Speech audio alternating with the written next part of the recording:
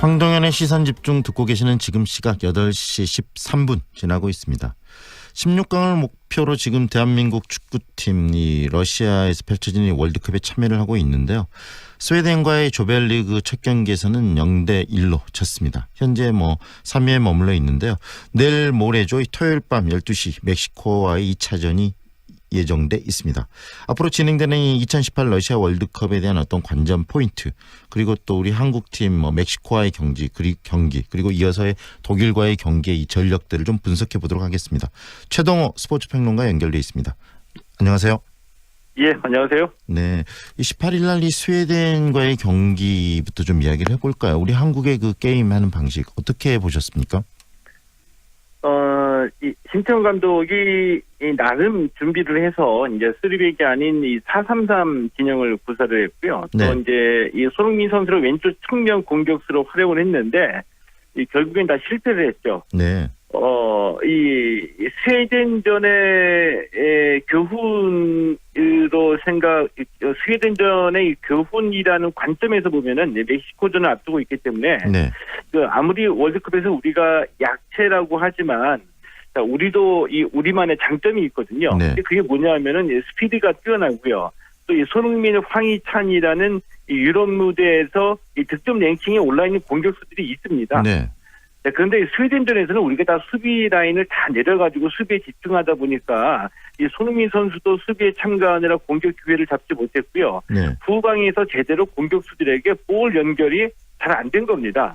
네. 네, 그러니까 우리보다 이 강한 상대라고 너무 움츠러들지 말고, 물론 이제 이 수비 위주의 경기를 해야 되겠지만 우리 장점을 좀 더 살렸으면 좋겠다, 이런 교훈을 얻었다라고나 할 수도 있겠고요. 네. 승패를 떠나서 우리 장점을 살리는 경기를 하고 이제 최선을 다해서 멋진 승부를 벌이는 거, 이게 바로 이제 우리가 원하는 거라고 볼 수가 있겠죠. 네, 방금 말씀하신 것처럼 너무나 수비도 중요한 부분이지만 수비에만 치중할 게 아니고 공격할 때는 공격하면서 좀 멋진 플레이를 보여줘야 되는데 1차전 스웨덴과의 경기는 그런 부분이 좀 없었던 것 같아요. 특히 유효 슈팅도 하나도 없었던 게 그때의 경기 아니겠습니까? 예, 맞습니다. 그러니까 이 신태용 감독이 스웨덴전에서 이 선수비 후 역습이라는 얘기를 꺼냈거든요. 네. 그리고 우리가 이제 수비에 중점을 두는 경기를 했습니다. 그런데 사실은 우리가 유효 슈팅을 하나도 때리지 못할 정도로 이 공격이 빈곤했던 이유는 네. 우리 선수들이 이 수비에서 역습으로 빠져들어가는 상황에 익숙지가 않은 겁니다. 여기서 말하는 역습이라고 하는 거는 우리가 수비가 끝났으니까 우리가 공격을 하겠다, 이 얘기가 아니라 네네. 이 수비에서 상대의 공을 뺏어가지고 순간적으로 적진으로 돌파를 해야 되는데 그런 부분이 좀 굉장히 좀 약했다는 이야기시죠? 맞습니다. 네. 그 과정이 전체적으로 보면 빠르면 한 5초, 길면 한 7, 8초 사이에 끝나지 되거든요. 슛까지. 네. 그러니까 이란이나 아이슬란드나 이 수비 위주로 하다가 골을 넣을 수 있었던 것은 공 뺏어가지고 한 번이나 두 번, 많으면 세 번까지의 이 패스를 슛으로 연결하고, 네. 이게 빠르게 진행되면서 7, 8초 사이에 전개가 결의되는데 네. 우리는 그런 게 너무 좀 훈련이 안 됐다는 느낌이 들 정도로 공격 전개가 안 되는 거죠. 다시 뒤집어서 좀 이야기해 보면은 우리 한국 선수들이 익숙하지 않은 그런 전술을 신태용 감독이 좀 사용한 거 아니냐, 이렇게 볼 수도 있겠네요. 이 상징적으로 비교를 해보면은요. 네. 좀 전에 말씀드렸던 이 선수비 후 역습으로 승부를 냈던 팀들, 이 팀들은 이란도 그렇고 아이슬란드도 그렇고 이 팀들은 원래 이 선수비 후 역습 전술을 주전술로 갖고 있었던 그런 팀 콜라를 갖고 있던 팀이었습니다. 이제 이 얘기는 네. 실전을 통해서 충분히 훈련이 됐고 평소에도 이 전술을 훈련을 한다는 얘기인데, 네. 사실 우리 대표팀은 이 선수비 후 역습이 익숙지가 않죠. 왜냐하면 아시아권에서는 우리가 수비 위주 경기를 하지 않죠. 네네. 유럽팀과 만나서도 우리가 여태까지 선수비 후 역습을 훈련해 본 적이 없습니다. 네. 어느 날 갑자기 하려니까 잘 안 되는 거죠. 네네. 맞죠. 어느 날 갑자기 빠르게 역습을 해라 이렇게 얘기한다고 선수들이 그게 이 그라운드에서 펼쳐질 리는 없다는 거죠. 네. 그리고 이 공격수 이야기도 하셨는데 우리나라도 정말 이 손흥민 선수를 비롯해서 세계 무대에서 잘 알려지고 굉장히 빠른 선수들로, 그리고 득점력 있는 선수들의 공격수들이 지금 공격수들을 보유하고 있는 것도 사실 아니겠습니까? 예, 맞습니다. 손흥민 선수 세계 정상급 선수고요. 이 황희찬 선수도 이 오스트리아 리그에서 득점력이 올라 있는 선수거든요. 네. 자, 이 외에도 이승우 선수 또 이재성 선수도 굉장히 그 스피드가 있는 빠른 선수들이고요. 근데 스웨덴전의 가장 문제점은 우리가 갖고 있는 이런 공격수들을 충분히 활용하지 못하고 또 우리 공격수들의 이 스피드를 활용하는 우리가 갖고 있는 장점을 활용하지 못했다는 얘기거든요. 네. 때문에 스웨덴전에서 축구 팬들을 비롯해서 많은 국민들이 이 실망을 한 점도 있지만 멕시코전, 독일전에서는 신태용 감독이 스웨덴전을 통해서 어떤 교훈을 얻었기 네. 때문에 우리가 갖고 있는 장점을 좀 살리는 방향으로 경기를 풀어갔으면 좋겠습니다. 네, 바로 이 우리의 장점을 살리는 방향. 이 멕시코전은 어떤 전술을 좀 쓰는 것이 적절하다고 우리 평론가께서는 생각하십니까? 멕시코가 이 선수들의 개인 기량이 좋고요. 그리고 이 독일의 수비를 깨트릴 정도로 이 공격력도 스웨덴에 비해서는 한층 더 강화됐다라고 봐야지 되겠죠. 네. 자, 우선은 수비 안정인데 수비 안정이 움츠러든다는 얘기는 아닙니다. 네. 자, 스웨덴전에서 패했고 16강을 바라보려면 어차피 멕시코를 이겨야지 되기 때문에 승부를 걸어야지 되는데 네.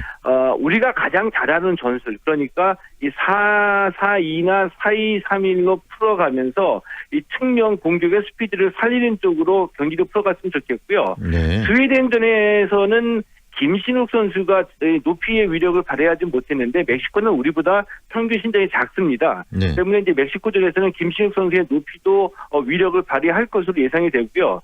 우리가 갖고 있는 멕시코의 상대적 우위 그러니까 피지컬을 활용하기 위해서 미드필드에서 최대한 압박을 해야지 되겠죠. 네, 미드필더를 압박하고 그다음 공격수를 최대한 활용을 해서 좀 적극적인 공격 그리고 수비를 좀 촘촘히 해야 한다는 말씀하셨는데요. 예. 우리 1차전 스웨덴전을 통해서 또 어떤 새로운 선수를 저희들이 좀 주목할 수 있을 것 같은데 이 골키퍼로 활동했던 뛰었던 이 조현우 선수 굉장히 그 선방을 크게 했어요. 조현우 선수 깜짝 활약이었었죠. 네네. 이 대표팀인데 골키퍼가 3명이 있거든요. 네. 김승규, 김진현, 조현우 선수인데 사실 조현우 선수는 이 3명 가운데 지금까지는 한 넘버 3 정도로 우리가 이 인식을 해왔기 때문에 스웨덴전의 선발도 놀라웠지만 그보다 더 놀라운 것은 이 슈퍼 세이브를 기록했다는 겁니다. 네네. 조현우 선수 이번이 월드컵 데뷔전이었었거든요. 아직 네. 경험 측면에서는 좀 부족하다라고 할 수 있겠지만 이 스웨덴전에서의 깜짝 활약이 충분히 자신감을 줬으리라고 보고요. 네. 아마 신태용 감독으로서는 이 멕시코전에서 이 주전 골키퍼 장갑을 끼울 선수를 두고서 많은 좀 고민이 되겠죠. 네. 그리고 이 멕시코전 정말 저희로서는 중요한 게임이고 멕시코전뿐만이 아니라 이제 독일과의 경기도 우리로서는 굉장히 중요할 텐데 독일이 일단 멕시코에게 1패를 했기 때문에 우리 한국을 통해서 더 16강에 가기 위해서 더 저돌적으로 이 독일도 한국과의 게임을 하지 않겠습니까? 독일전은 어떤 식으로 우리가 좀 대응을 하는 게 적절하다고 보세요? 예, 그렇죠. 독일도 지금 16강을 장담할 수 없는 상황이기 때문에 우리를 이기고 우리와의 마지막 경기를 이기고 또 2차전 승리를 거둬서 2승을 해야지만 16강 내다볼 수가 있거든요. 네. 그만큼 우리로서는 힘들게 된 상황인데 독일의 이 경기, 그러니까 독일과 멕시코의 경기에서 우리가 한눈에 들어봤던 독일의 약점은 독일이 굉장히 느리다는 겁니다. 네. 멕시코 선수들의 스피드를 전혀 따라잡지 못했고요. 이 수비 라인이 굉장히 공격적으로 올라왔는데 네. 멕시코에서 이 결승골을 넣었던 루사노 선수가 뛰었던 왼쪽 측면에 계속 뚫렸거든요. 네. 이 왼쪽 측면 공격에 뚫렸다는 얘기는 독일의 오른쪽 수비가 약하다는 얘기입니다. 네. 때문에 우리가 전술적으로 보면은 이 독일의 오른쪽 수비를 공략을 하고 독일의 이 느린 발을 제압할 수 있는 스피드를 충분히 활용해야 되겠다는 생각이 들고요. 네. 그리고 독일이 그 멕시코에 패하면서 우승 후보다운 전력이 아니다라는 얘기는 많이 나왔지만 네. 이 멕시코전에서는 독일이 못한 면도 있지만 멕시코가 충분히 분석하고 잘했거든요. 네. 때문에 독일의 전력을 너무 약화된 전력이라고 네. 평가해서는 좀 무리가 되지 않을까 하는 생각이 들기도 합니다. 지금 우리나라의 게임에 대해서 전체적으로 좀 분석을 좀 했고요. 지금 이 월드컵은 또 세계 여러 나라들이 함께 뛰고 있는데 보시면서 어떻습니까? 세계 축구가 또 많이 좀 변화를 이 월드컵을 통해서 갖게 되겠죠.